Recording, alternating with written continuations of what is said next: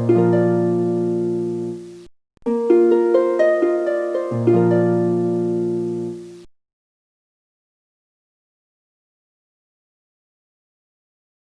Afternoon વિદ્યાર્થી મિત્રો, આજે ધોરણ 8માં આપણે હિન્દીમાં પાઠ 6 भरतનો विगतवार अभ्यास करीशु। भरत कौन थे? भरत ये नाम, इसके बारे में सबसे पहले जानते हैं। तो भरत पुरुवंश के एक महान राजा थे। हमारे इतिहास में उनका नाम एक पराक्रमी शक्तिशाली राजा के रूप में प्रसिद्ध है, जिनके पराक्रमों के कारण हमारे देश का नाम भारत पड़ा। ऐसे थे भरत। कहते हैं राजा भरत इतने वीर, साहसी और पराक्रमी राजा थे कि जब वे छोटे थे तभी वन में शेर, बाघ आदि हिंसक प्राणियों से वे खेलते थे। तो आइए इस गद्य के बारे में कुछ और आगे जानते हैं। तो बच्चों, आप स्क्रीन पे जो देख रहे हैं यह हमारे संस्कृत साहित्य के महाकवि कवि कालिदास के सुप्रसिद्ध नाटक अभिज्ञान शाकुंतलम का मुख्य पृष्ठ है।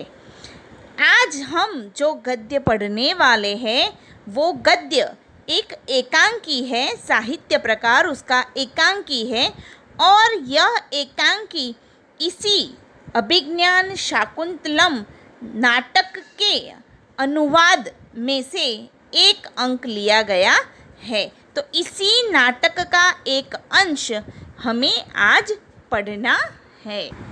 तो देखिए, गद्य 6 भरत साहित्य प्रकार एकांकी। एकांकी का अर्थ क्या होता है?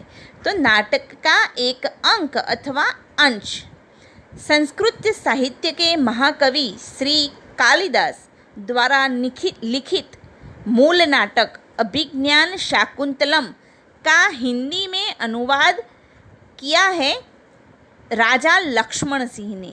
राजा लक्ष्मण सिंह वे अभिज्ञान शाकुंतलम, मेघदूत, रघुवंश आदि कवि कालिदास के नाटकों के अनुवादक हैं, और इन 3 नाटकों के उन्होंने अनुवाद किए थे। इसलिए इनके कार्य के लिए इन्हें पुरस्कृत भी किया गया है। अब इस एकांकी के पात्रों का परिचय करते हैं। तो सबसे पहला पात्र है बालक भरत। तो बालक भरत वही है जिनके नाम पर हमारे देश का नाम भारत पड़ा। किंतु भरत किन के पुत्र थे? तो भरत पुरुवंश के राजा दुष्यंत के और स्वर्ग की अप्सरा मेनका की पुत्री शकुंतला के पुत्र थे। उनका नाम था भरत। किंतु वो वन में सभी प्राणियों को हमेशा सताते रहते थे, इसलिए उन्हें सर्वदमन के नाम से भी जाना जाता है। तो सर्वदमन, सर्व मतलब सबको और दमन मतलब सताना। वो सभी प्राणियों को सताते थे, इसलिए उनका दूसरा नाम सर्वदमन भी है। तो यह जो एकांकी है यह ऋषि कण्व के आश्रम में, पूरा एकांकी हमें ऋषि कण्व के आश्रम में इसका दृश्य है। उस गद्य के अन्य पात्रों में, नाटक के अन्य पात्रों में पहली तपस्विनी और दूसरी तपस्विनी। तपस्विनी का अर्थ है तप करने वाली स्त्री। तो यहाँ पे ऋषि कण्व के आश्रम में तप करने वाली 2 तपस्विनियाँ भी इस नाटक के पात्र है। तो हम अब नाटक को आगे देखेंगे विस्तार से। तो शुरू करते हैं। 1926 में आगरा में जन्मे राजा लक्ष्मण सिंह हिंदी, संस्कृत, अंग्रेजी, फारसी, बंगला और अरबी भाषा भली भांति जानते थे। इनकी अनेक पुस्तकों का अंग्रेजी और हिंदी में अनुवाद हुआ है। कालिदास के अभिज्ञान शाकुंतलम, मेघदूत और रघुवंश के हिंदी अनुवाद पर उन्हें पुरस्कार दिया गया है। तो यहाँ पे इस एकांकी में हमें क्या पढ़ना है? कथानक क्या है? इस एकांकी का कथानक जानते हैं। कवि कालिदास द्वारा लिखित मूल नाटक अभिज्ञान शाकुंतलम का हिंदी में अनुवाद राजा लक्ष्मण सिंह ने किया था। प्रस्तुत पाठ उसी नाटक का एक अंश है। ऋषि कण्व के आश्रम में शकुंतला का पुत्र भरत एक सिंह शावक, शावक का अर्थ होता है बच्चा, एक सिंह के बच्चे के साथ खेल रहा है। आश्रम में रहने वाली 2 तपस्विनियां बालक को रोकने का प्रयत्न कर रही है। राजा दुष्यंत छुपकर इस मनोहर दृश्य का आनंद ले रहे हैं। बालक के प्रति सहज आकर्षण से वे रोमांचित हैं। उनसे रहा नहीं गया और वे बालक के पास पहुंच गए, उसे गोद में उठाकर प्यार किया। वे सोचने लगे, काश यह बालक मेरा पुत्र होता। दोनों तपस्विनियों की बातचीत से उन्हें पता चला कि यह बालक उन्हीं का पुत्र है। यह जानकर वे खुशी से झूम उठते हैं। पात्र का परिचय हमने प्राप्त कर लिया है। बालक भरत, तपस्विनी पहली और दूसरी, और राजा दुष्यंत। तो अब दृश्य देख रहे हैं।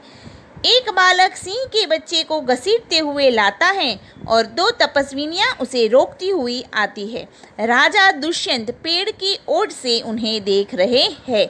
तो यहाँ पे कण्व ऋषि के आश्रम का दृश्य है। एक बालक है छोटा सा, वो 2 सिंह के बच्चे को घसीटता हुआ लेकर आता है और 2 तपस्विनियां वहाँ पे उसे रोकती हुई उसके पीछे पीछे आती है। और ये सारा दृश्य राजा दुष्यंत एक पेड़ की ओट से, मतलब एक पेड़ के पीछे खड़े रहकर यह सब देख रहे हैं। बालक, अरे सिंह तू अपना मुख खोल, मैं तेरे दांत गिनूंगा। बालक सिंह के बच्चे को कहता है कि तू अपने मुख को खोल, मैं तेरे दांत गिनना चाहता हूँ। पहली तपस्विनी, हठीले बालक, तू वन के इन पशुओं को क्यों सताता है? हम तो इन पशुओं को बाल बच्चों के समान रखते हैं। तेरा साहस बढ़ता ही जाता है। तेरा नाम ऋषियों ने सर्वदमन रखा है, सो ठीक ही है। तो हठीले बालक मतलब जिद्दी बालक। तपस्विनी बालक को कहती है कि जिद्दी बालक, तू इन पशुओं को सताना छोड़ दे। हम इन्हें अपने बाल बच्चों की तरह रखती है और तू तो उसे हमेशा सताता रहता है। तो ऋषियों ने तेरा नाम सर्वदमन मतलब सबको सताने वाला जो रखा है, ठीक ही है। दुष्यंत, दूर से जो पेड़ के पीछे दुष्यंत खड़ा था वो अब उनके बातें सुनकर क्या कहते हैं देखिए। दुष्यंत उनकी बातें सुनकर स्वयं से मन ही मन में खुद ही अपने आप से दुष्यंत कह रहे हैं, हाँ क्या कारण है कि मेरा स्नेह इस बालक की ओर उमड़ा सा आता है। ત્યારે દુષ્યંત કહે છે, દુષ્યંત બતાતે હે કે મેરા સ્નેહ, મારો પ્રેમ જાણે આ બાળક ઉપર વધતો જ જઈ રહ્યો છે। ઉમળાસા આના મતલબ બઢતા જાના। શા માટે, શા કારણથી મને આ બાળક પ્રત્યે ખૂબ જ પ્રેમ આવી રહ્યો, ઉભરાઈ રહ્યો છે। તો આગે दूसरी तपस्विनी, जो तू इस बच्चे को छोड़ न देगा तो सिंहनी तुझ पर दौड़ेगी। तो तपस्विनी उसे डराते हुए, तू इस बच्चे को छोड़ दे, सिंह के बच्चे को तू छोड़ दे, नहीं तो सिंहनी आएगी तो तुझ पर दौड़ेगी, मतलब तुझे परेशान करेगी, तुझ पे। बालक मुस्कुराकर हंसता हुआ कहता है, ठीक है, सिंहनी का मुझे ऐसा ही डर है, मैं सिंहनी से डरता नहीं, और अपना मुंह बनाता है। दुष्यंत आश्चर्य से, यह बालक अवश्य किसी तेजस्वी वीर का पुत्र है, इसका मुख अग्नि के समान दमक रहा है। तो दुष्यंत जो पेड़ के पीछे खड़े हैं वो कह रहे हैं कि यह बालक किसी तेजस्वी मतलब किसी पराक्रमी का पुत्र लगता है, क्योंकि जो इसका मुख है ना वो अग्नि के समान, अग्नि की तरह, दमकना मतलब चमकना, तो अग्नि की तरह चमक रहा है। तब पहली तपस्विनी, हे प्यारे बालक, सिंह के बच्चे को छोड़ दे, मैं तुझे खिलौना दूंगी। तो ये तपस्विनी बालक को खिलौना देने के लिए कहती है और कहती है कि तू इस बच्चे को छोड़ देगा तो मैं तुम्हें खिलौना दूंगी, इस प्रकार लालच देती है। किंतु बालक हाथ पसार कर, पहले खिलौना दे दो, लाओ कहाँ है? तो बालक कहता है कि मुझे पहले खिलौना दो, बाद में मैं सिंह के बच्चे को छोड़ दूंगा।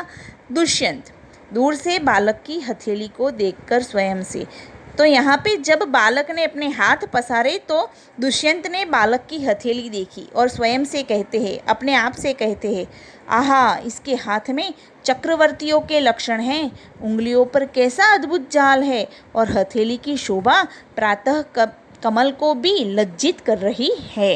तो यहाँ चक्रवर्तियों का अर्थ होता है समुद्र तक की पृथ्वी को जीतने वाला कोई सम्राट होता है ना, उसे चक्रवर्ती कहते हैं।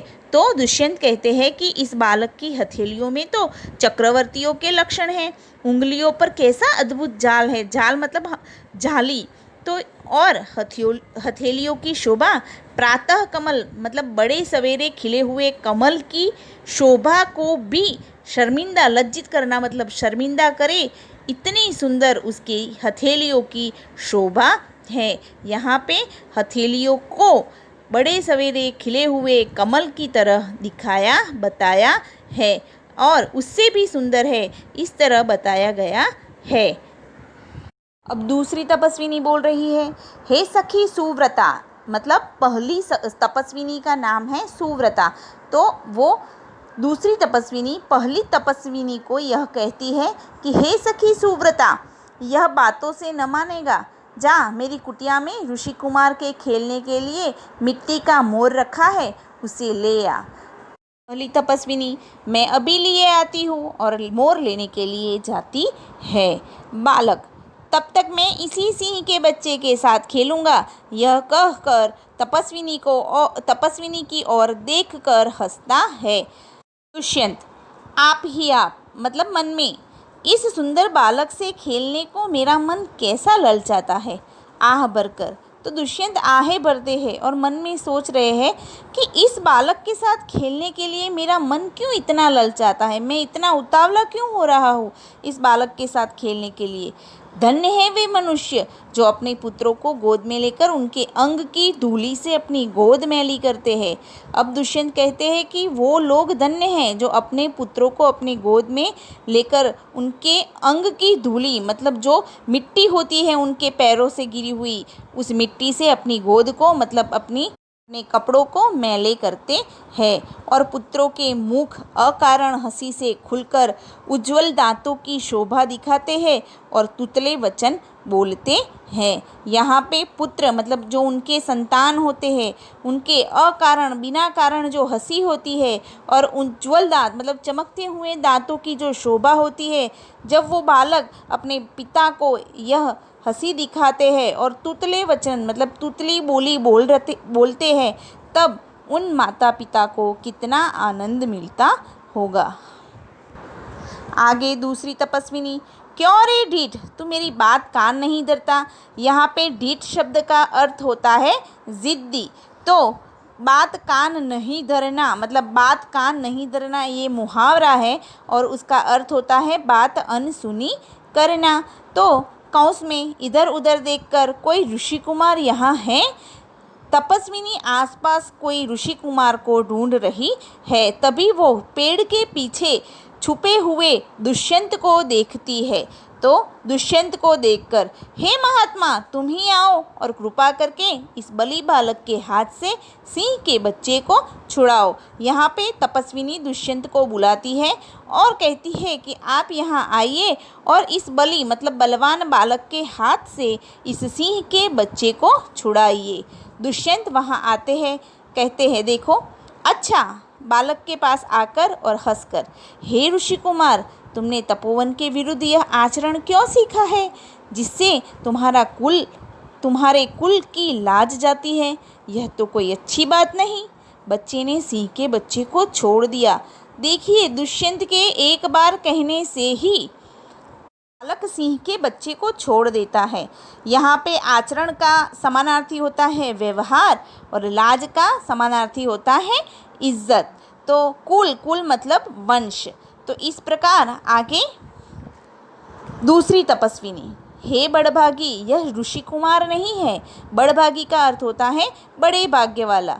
दूसरी तपस्विनी दुष्यंत को कहती है कि हे बड़भागी, यह कोई ऋषि कुमार नहीं है, ये किसी ऋषि का पुत्र नहीं है। तब दुष्यंत पूछते हैं, सत्य है, उसके काम ही ऐसे साहस के हैं, यह ऋषि कुमार नहीं जान पड़ता, परंतु मैंने तपोवन में वास देख इसे ऋषि कुमार जाना था, ऋषि पुत्र जाना था। दुष्यंत बताते हैं कि इसके जो लक्षण हैं ये तो ऋषि कुमार के नहीं हैं, इसलिए मैं सोच ही रहा हूँ कि ये ऋषि कुमार तो नहीं जान पड़ता, किंतु तपोवन मतलब ये वन में इस तरह कण्व ऋषि के आश्रम में वास मतलब निवास रहता है, इसलिए मैंने माना कि शायद ये ऋषि कुमार होगा। बच्चे की हथेली को अपने हाथ में लेकर स्वयं से दुष्यंत बच्चे की हथेली को अपने हाथ में लेते हैं और स्वयं से कहते हैं, आहा, जब इसका हाथ छूने से मुझे इतना सुख हुआ है तो जिस बड़भागी का यह बेटा है उसे कितना हर्ष होता होगा। मन ही मन में सोच रहे हैं कि इस बच्चे का हाथ छूने से मुझे इतना सुख मिलता है तो जिसका ये बेटा होगा इसे कितना हर्ष मतलब कितना आनंद होता होगा।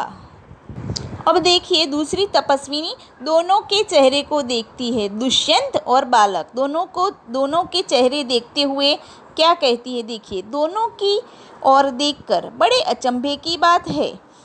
दुष्यंत पूछते हैं, तुम्हें क्यों अचंभा हुआ? दूसरी तपस्विनी जवाब देती है, इसीलिए हुआ कि इस बालक की ओर तुम्हारी सूरत मतलब चेहरा बहुत मिलती है और तुम्हें जाने बिना भी इसने तुम्हारी बात मान ली। यह तो अचंभे की बात है ना, आश्चर्य की बात है। अचंभा होना मतलब आश्चर्य होना। तो यहाँ पे तपस्विनी को आश्चर्य होता है कि एक तो तुम दोनों की सूरत मिलती है, चेहरे मिलते हैं और साथ में एक ही बार तुमने बच्चे को छोड़ने के लिए कहा, सिंह के बच्चे को, और इसने तुम्हारी बात मान ली, तो ये आश्चर्य की बात नहीं है। तब दुष्यंत बच्चे को गोद में उठाकर, हे तपस्विनी, जो यह ऋषि कुमार नहीं है तो किस वंश का है? तब दूसरी तपस्विनी जवाब देती है, यह पुरुवंशी है। पुरुवंशी इसका अर्थ होता है पुरु नाम के राजा के वंशज, मतलब पुरु नाम के जो राजा थे उनका वंश आगे जो लेके जा रहे हैं वो उनके पौत्र पुत्र आदि उनके वंशज, इन्हें पुरुवंशी कहते हैं। तो दुष्यंत स्वयं से, इसलिए इसकी सूरत मुझसे मिलती है। दुष्यंत भी पुरुवंशी थे और उनको समझ में आ गया कि इसीलिए इसकी सूरत मतलब इसका चेहरा मुझसे मिलता है। बच्चे को गोद से उतारकर, पुरुवंशियों में यह रीति तो निश्चित है कि युवा अवस्था में महलों में रहकर पृथ्वी की रक्षा और पालन करते हैं और वृद्धावस्था में आने पर वन में जितेंद्रिय तपस्वियों के आश्रम में वृक्षों के नीचे कुटी बनाकर रहते हैं। देवता जैसी शक्ति वाला यह निडर और असाधारण बालक मनुष्य का पुत्र भला किस प्रकार होगा? यहाँ पर दुष्यंत पुरुवंशियों की रीति दर्शाते हैं, बताते हैं। पुरुवंशियों की रीति क्या है? तो युवा अवस्था में महलों में रहकर पृथ्वी की रक्षा और पालन करना, और जब वृद्धावस्था आए तब जितेंद्रिय तपस्वियों के आश्रम में वृक्षों के नीचे अपनी झोंपड़ी बनाकर वहाँ पे अपना बाकी जीवन बिताना। तो यह बात पुरुवंशियों की रीति की है जो यहाँ पे दुष्यंत ने हमें बताई है। देवता जैसी शक्ति वाला, देखो बालक की शक्तियाँ कैसी है, तो देवता जैसी शक्तियाँ वाला निडर और असाधारण बालक मनुष्य का पुत्र भला किस प्रकार होगा? कोई मनुष्य का पुत्र तो नहीं, जरूर मतलब अवश्य इसमें कोई देवी तत्व दिखाई पड़ता है। तब दूसरी तपस्विनी जवाब देती है, हे परदेशी, तेरा यह संदेश तब मिट जाएगा जब तू जान लेगा कि इस बालक की माँ मेनका नामक एक अप्सरा की बेटी है। तो यहाँ पे दूसरी तपस्विनी ने बताया कि तुम्हारा संदेह मतलब तुम्हारी जो शंका है ये मिट जाएगी, क्योंकि इस बालक की जो माँ है ना वो स्वर्ग की अप्सरा मेनका की बेटी है। उसी के प्रताप से इसका जन्म इस देव पितर के तपोवन में हुआ है। देव पितर का अर्थ होता है देव और पूर्वज, और अप्सरा तो अप्सराएं वो होती हैं जो स्वर्ग में रहती है, उन स्त्रियों को अप्सरा कहते हैं। तो आगे दुष्यंत कहते हैं मन में, यह तो बड़े आनंद की बात सुनाई, इससे कुछ और आशा बढ़ी। इसकी किस राजर्षि की पत्नी है तब दूसरी तपस्विनी जवाब देती है। जब दुष्यंत पूछते हैं कि इस बालक की जो माता है वो किस राजा की पत्नी है, तब दूसरी तपस्विनी कहती है, जिस राजा ने अपनी विवाहिता मतलब शादीशुदा स्त्री को बिना अपराध, किसी गुनाह के बिना, कोई गुनाह नहीं, कोई अपराध नहीं, फिर भी छोड़ दिया हो, उसका नाम मैं न लूँगी, मैं ऐसे राजा का नाम नहीं लूँगी। दुष्यंत अपने आप से स्वयं से कहते हैं, यह कथा तो मुझ पर लगती है, भला अब इस बालक की माँ का नाम पूछूं। पहली तपस्विनी मिट्टी का मोर लेकर आई। तो जो पहली तपस्विनी मिट्टी का मोर लेने गई थी वो आई। मन ही मन दुष्यंत सोच रहे हैं कि मैं इस तपस्विनी से इस बालक की माँ का नाम पूछूं। इतने में पहली तपस्विनी आती है, आकर कहती है, हे सर्वदमन, यह शकुंत लावण्य देख। शकुंत का अर्थ होता है एक पक्षी और लावण्य का अर्थ होता है सुंदरता। तो यहाँ पे तपस्विनी कहती है सर्वदमन मतलब भरत को आके कि इस मोर की सुंदरता को, इस पक्षी की सुंदरता को देख। बालक बड़े चाव से देखकर, कहाँ है शकुंतला मेरी माता। शकुंत शब्द सुनकर उसे अपनी माता की याद आती है और अपनी माता कहीं पे आई हुई है यह सोचकर वो पूछने लगता है, बालक कहाँ है शकुंतला मेरी माता। यहाँ पे दूसरी तपस्विनी हंसती है और यहाँ तेरी माता नहीं है, तुम इस नाम से धोखा खा गए सर्वदमन। मैंने तो कहा था मिट्टी के मोर को देख। तो इससे शकुंतला का नाम सुनते ही जिस प्रकार बालक अपनी माता का नाम सुनकर खुश हो जाता है, तो दुष्यंत को समझ में आ जाता है, पता चल जाता है, यह शकुंतला कोई और नहीं, मेरी प्यारी शकुंतला ही है। आगे देखिए दुष्यंत स्वयं से, इसकी माँ मेरी ही प्यारी शकुंतला है या इस नाम की कोई दूसरी स्त्री, यह वृत्तांत मुझे ऐसे व्याकुल करता है जैसे मृग तृष्णा प्यासे हिरण को व्याकुल करती है। यहाँ पे वृत्तांत का अर्थ होता है घटना। तो दुष्यंत कहते हैं कि ये पूरी घटना मुझे व्याकुल कर रही है, बेचैन कर रही है, जैसे हिरण मृग तृष्णा का अर्थ होता है तेज धूप में चमकती रेत को पानी समझना। तो मुझे भी जिस तरह हिरण अपनी प्यास बुझाने के लिए तेज धूप की रेत को पानी समझ के भागता है, इस जानना है कि यह मेरी प्यारी शकुंतला ही है या कोई और। बालक खुश होकर, मुझे यह मोर बहुत अच्छा लगता है, खिलौना ले लेता है। पहली तपस्विनी घबरा जाती है, ओह बालक की बाह से रक्षाबंधन कहाँ गया। तो पहली तपस्विनी एकदम से देखती है कि बालक की बाह पर मतलब उसके हाथ पर जो रक्षाबंधन बंधा हुआ था वो अब वहाँ पे नहीं है। रक्षाबंधन मतलब रक्षा के लिए जो बांधा जाता है वह पवित्र धागा। तो दुष्यंत कहते हैं, घबराओ मत, जब यह नाहर से खेल रहा था मतलब शेर से खेल रहा था तब इसके हाथ से गिर गया था, सो वह पड़ा है, मैं उठाकर तुम्हें दिए देता हूँ। तो उठाने के लिए वे झुकते हैं, मतलब दुष्यंत उठाने के लिए झुकता है। तब पहली तपस्विनी, अरे अरे मत उठाओ, इसे मत छूना। तो पहली तपस्विनी उसे रोकती है, कहती है इसे मत उठाओ, इसे मत छुओ। तब दूसरी तपस्विनी, ओह इसने तो उठा ही लिया। दोनों एक दूसरे को आश्चर्य से देखती है। दोनों तपस्विनियाँ एक दूसरे को आश्चर्य से देख रही है। क्यों देख रही है ऐसे। तो दुष्यंत, यह लो, परंतु यह कहो कि तुमने मुझे इसको उठाने से रोका क्यों था। दुष्यंत पूछते हैं कि ये लीजिए आपका रक्षाबंधन, किंतु आपने मुझे रोका क्यों इन्हें उठाने से, इसे उठाने से। तब दूसरी तपस्विनी कहती है, इस रक्षाबंधन का नाम अपराजित है। रक्षाबंधन का क्या नाम है? अपराजित। जिस समय इस बालक का नामकरण का अर्थ होता है नाम रखने की विधि, नामकरण हुआ था, तब महात्मा मरीचि के पुत्र कश्यप ने यह धागा दिया था। धागा मतलब डोरा। महात्मा मरीचि है, उनके पुत्र कश्यप, उन्होंने यह डोरा मतलब यह धागा दिया था। इसका गुण है कि कभी यह धरती पर गिर पड़े तो इस बालक के माता पिता को छोड़कर इसे कोई दूसरा न उठा सके। मतलब ये कभी भी धरती पर गिर जाए तो इसे उठाने के लिए इसके माता और पिता दोनों में से ही कोई इसे उठा सकता है, अन्य कोई इसे उठा नहीं सकता। दुष्यंत, और जो कोई उठा ले तो क्या हो, तो पहली तपस्विनी कहती है तो यह तुरंत सांप बनकर उसे डसता है, और के उठाने कोई जाता है इस रक्षाबंधन को तो तुरंत सांप बन जाता है और उसे डस लेता है।